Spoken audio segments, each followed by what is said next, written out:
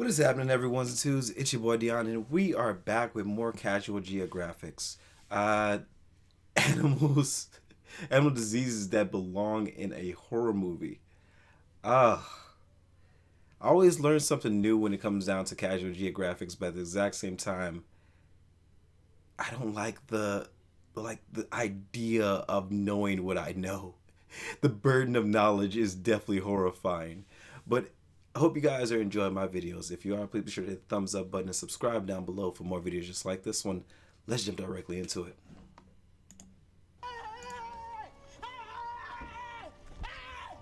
Why are you running? Why are you running? it. Ah, spooky season. You knew this was coming. We're always talking about all the ways nature and the things in it can put you on a shirt, but we never talked about how diseases can have animals permanently parallel to the ground. So that's what this video is, animal diseases that are rated R, for the regret I feel when I see what researching them has done in my search history. And of course, viewer discretion is very much advised, especially for disease number 1. What's a Halloween video without a jump scare? This photo was taken just outside the Caribbean Bay Hotel in Zimbabwe of what appears to be a hairless baboon. The deep-pelted primate appeared to be an outcast, only following her troop from a distance, almost as if she had been rejected for her appearance. And according to a nearby vet, the most likely cause for this abandoned baboon's condition, mange. Mange is a nasty-looking disease caused by parasitic mites burrowing into the skin, where their collective feces can cause severe allergic reactions and an unbearable amount of itching. That's why the main calling card of mange is turning animals into the most down bad version of themselves. And while the word mangy is usually an insult reserved for dogs, these mites can be a certainty from anything from foxes, to bears, to porcupines, occasionally birds like eagles, and many, many more. In fact, the legend of the chupacabra was more than likely jump-started by a severely mited-up coyote. And in 1996, there was an outbreak of sarcoptic mange Hold on. Look at that fox. by a severely mited-up. Yo, he is going through it. Like he looked like he's never had a single good day in his life. Coyote. And in 1996, there was an outbreak of sarcoptic mange that griefed a family of mountain gorillas in Uganda, even expiring one of their babies. The mites themselves aren't a death sentence, but they slowly weaken the target, making them much more vulnerable to infections. And they can easily spread, especially if you're a wombat whose burrow mates with a walking mite mosh pit. The mites are so persistent that in Pennsylvania, a black bear with more than 50% hair loss is That's a bear? Oh my god. That shit. Oh my god. considered a lost cause, and not only is it retired from life, it's also incinerated so the past tense bear can't possibly infect any others. And yes, mange is zoonotic, meaning it can be passed on from animals to humans, and when that happens, it's called scabies. To be fair, it's normally easy to treat in people, but those with weak immune systems or those taking immunosuppressants can find themselves gatekept from a life of comfort. There's also Demodex mites, which shack up in hair follicles, and even a couple species make their home in the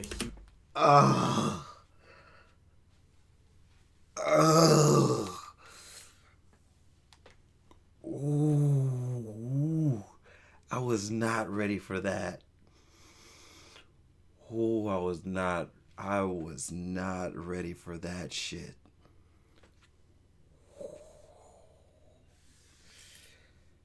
Okay. All right, hold on. We go keep going. Shit. I was not ready for that. human eye. So yeah, mange just might be the most aesthetically upsetting ailment here. The polar opposite of the next disease, because where mange is visually visceral, zoochosis is almost purely psychological. You've probably heard of the condition where animals in captivity do the same thing over and over with no goal or purpose, almost like they're in a trance, and one of the most popular examples of this are those videos of elephants swaying back and forth. Except zoochosis is much more than that. Of course, you have your swaying and almost neurotic pacing around their enclosure, but the zoochosis signature also includes excessive grooming, personal punishment like self-biting and self-mutilation, turning puke into an infinite food glitch, and coprophagia. Isn't that like a situation where the animal gets so psychologically destroyed by being caught in captivity or being stuck in captivity that it just has a mental breakdown, like as though it's like it, because animals are not supposed to be kept in small confined spaces. It's just not something that they're supposed to do. They're supposed to be free roam and moving all around. But of course, like they being in that type of situation just automatically breaks their entire their psyche.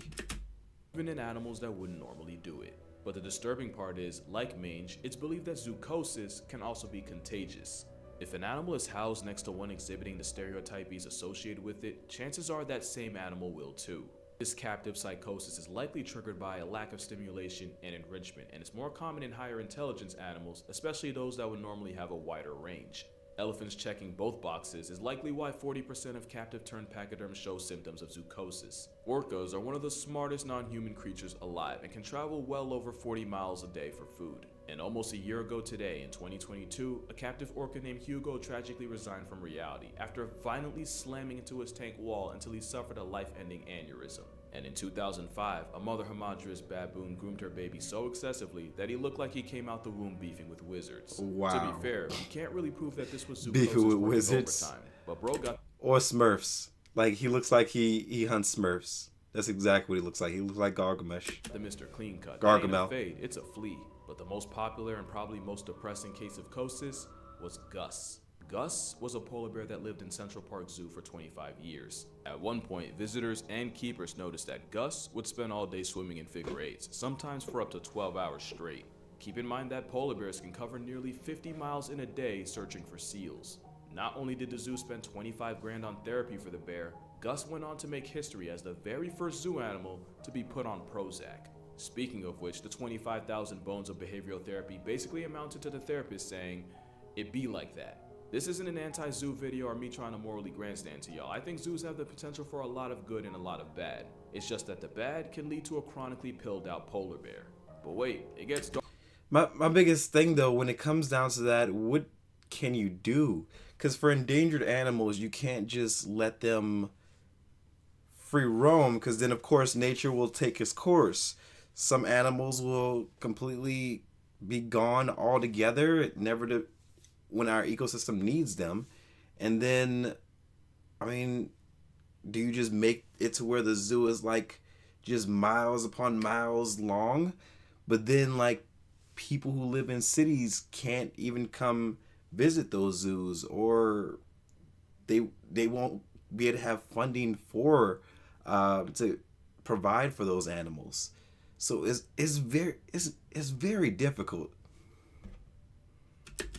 Darker, because with how far removed humans have gotten from nature, there's a legitimate fear that humanity as a whole could be suffering from zoochosis on a global scale. That joke about us being no different than ants stuck in a death spiral becomes less and less of a joke as time goes on.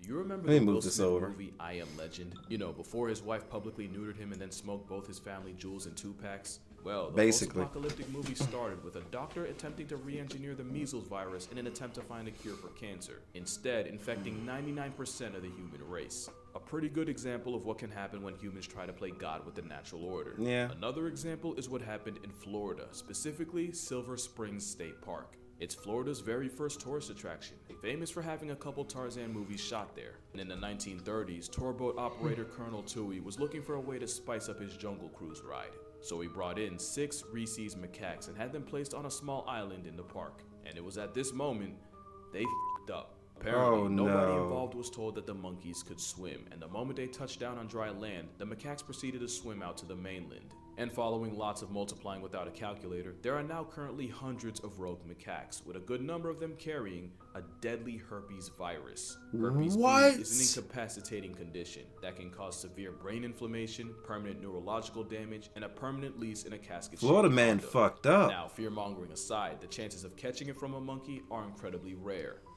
but not rare enough to be zero. In 1997, a researcher was working with a rhesus when she was splashed in the eye by indeterminate fluids. Even after immediately flushing her eye out for several minutes, the 22-year-old died December 10, 1997, almost exactly 6 weeks after first being exposed. According to the Center of Disease Control, since 1932, there have been 51 cases of people being infected with the B virus, God 21 damn. deaths, and an 80% mortality rate for those untreated. That same fatal virus is currently being backpacked by up to a quarter of the hundreds of macaques running around the Sunshine State. Worse, it's believed they shed the potent virus through their saliva.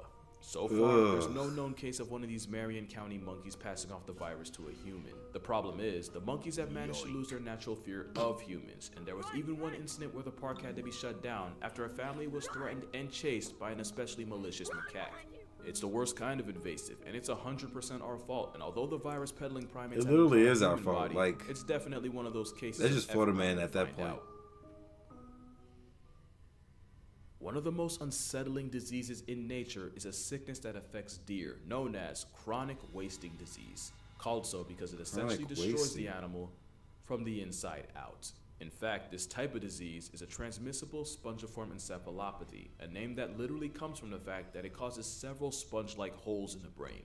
It's like the forbidden final boss of What? trypophobia, and it's caused by a single misfolded protein known as a prion. This prion triggers a chain reaction where the only outcome is a canceled life subscription, and the only thing the victim can do is wait for the sweet release of death.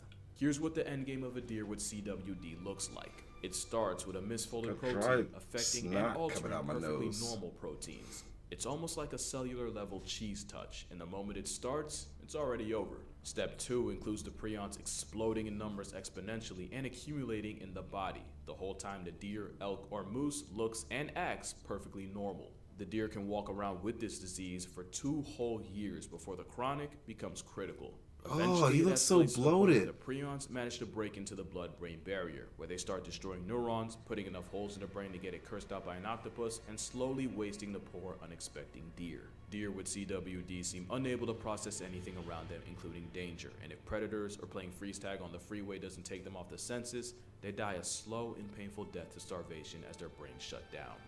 The worst part is, the nightmare doesn't end once the deer does, since the prions responsible can exist in an area years after the victim, and can even be absorbed by plants in contaminated soil. That's assuming they don't just leach into groundwater. In fact, the only surefire way to eliminate a prion is literally that: fire. Except, it's not as simple as cremating a casualty. That'd be too easy. It's said that it takes heat at a minimum of 900 degrees Fahrenheit or 482 degrees Celsius to properly pack up a prion, and some sources say to hike that up to 1800 to be safe. But the part that makes prions one of the most horrific things not native to a horror movie is where they come from. It's believed there are 3 main factors that cause prion diseases. Genetics play a relatively small part, with only 10 to 15% of cases in people being attributed to them. The second and by far most common cause is the disease being sporadic. Basically, that just means that not even science can fully explain where they come from, but that it's like it happens out of nowhere. And the third is an infected deer contaminating something like a water source or a feeding station with body fluids and passing it off to the next. And remember, not only can prions insist on existing years after the fact, keep in mind that most infected deer look no different from any other, right until it's time to disconnect from interest. And deer was like, come here. That means that the 3 main causes of wasting disease are completely RNG, and that is remarkably terrifying. And it's not just deer that can get packed up by prions. There's mad cow disease in cattle and scrapie in sheep, named after the fact that it can cause them to compulsively rub up against things like fence posts until they literally scrape their wool off. There's even a human equivalent, Creutzfeldt-Jakob disease. And while Yeah, there's no known I've heard of reports a Jakob human ever disease. catching CWD, specialists have warned Shit, that if you catch thousands of catch Jakob CWD disease, infected that's animals it. That can shit's live. fatal. There's a growing concern that the disease may eventually be transmitted to people. But maybe it's still a lot better than the last, and in my opinion, the most horrific disease in this video.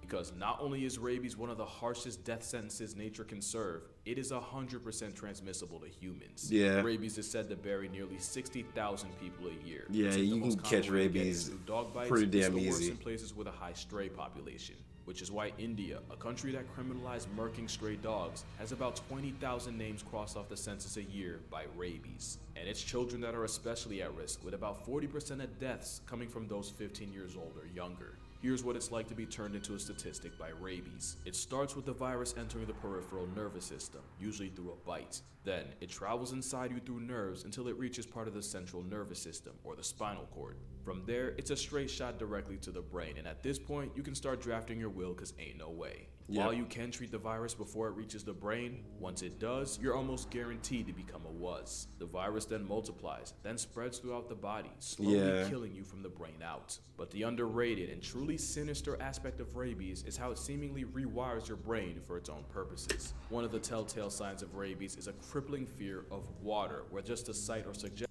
Yeah, like when it comes down to rabies, at that point you might as well just hang it up. Just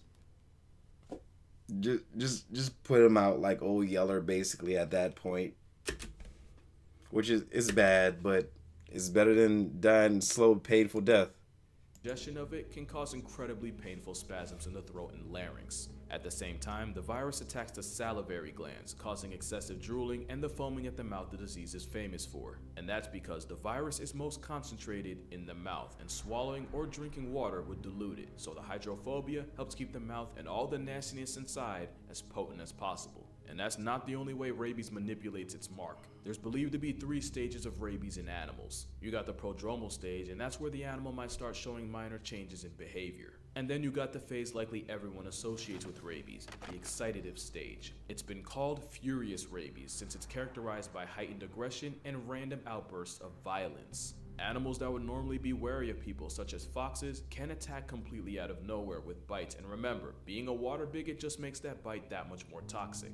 And then there's the paralytic or dumb stage, where the animal appears unaware and disconnected from the world around it. This is where you might see a normally introverted mammal show zero fear in humans, but don't be fooled, they're still liable to bite to serve the virus's purpose. The nightmare usually ends with the animal flatlining to respiratory arrest as its body finally just gives up. And your fate is almost no better if you're a human, since rabies has one of the highest KD ratios of any disease, even though it's also one of the oldest. It flexes a nearly 100% fatality rate, but nearly means there's still a chance. In 2004, 15-year-old Gina Giese contracted rabies after being infected by a bat, and the moment she started experiencing symptoms, she was, statistically speaking, a walking corpse. Dr. Willoughby, who had studied up on rabies, figured their last chance was to put the teenager in a coma in a last-ditch effort to save her brain and give her body a reasonable chance to fight off the virus. About a week after she was induced, Gina miraculously started producing rabies antibodies, and after Euro-stepping death, she would go through the grueling rehab of relearning how to walk, talk, and even stand. Cause even when you're lucky, it ain't easy being Giese. She became the first person to ever survive the rabies virus without a vaccination, and even went on to start a family. But don't get it twisted, the Milwaukee protocol that saved her has been used on 41 people, and only 6 have survived. The ones that do still run the risk of waking up severely disabled, which is the best you can do when negotiating with death, since that's exactly what treating rabies is. It's a horrifically debilitating disease, and even though it takes about 1 to 3 months to show symptoms after being infected, there have been cases of people walking around with the virus for 7 years. At the same time, if the virus manages to invade you close enough to your brain, you can easily be down bad less than a week after being exposed. With a virtually 100% kill rate, and the thousands that lose their lives to it a year, it's definitely one of the most unforgiving viruses out there. Which is why the greatest basketball player of all time isn't Michael Jordan, LeBron James, or even Kobe Bryant. It's Manu Ginobili. Because during a Spurs-Kings game in 2009, a bat managed to find its way inside the arena, causing everyone to immediately panic. Until the 6'5" Argentinian backhanded the bat and put it out of commission, and proceeded to help lead his team to a 20-point win, along with a victory by TKO against the bat. One man managed to potentially solo one of the deadliest viruses of all time, and he wasn't even a starter. And you'll never guess what day this happened. Yeah, that's right. Oh wow. Happy Halloween, and stay safe out there. Wait, you don't know if that bat had rabies though. Like that bat probably didn't even have rabies. It probably was just a situation where the bat didn't have rabies. He was just flying around trying to find his way out. Just saying. But yeah, let me see. Cases of contracted rabies is rare.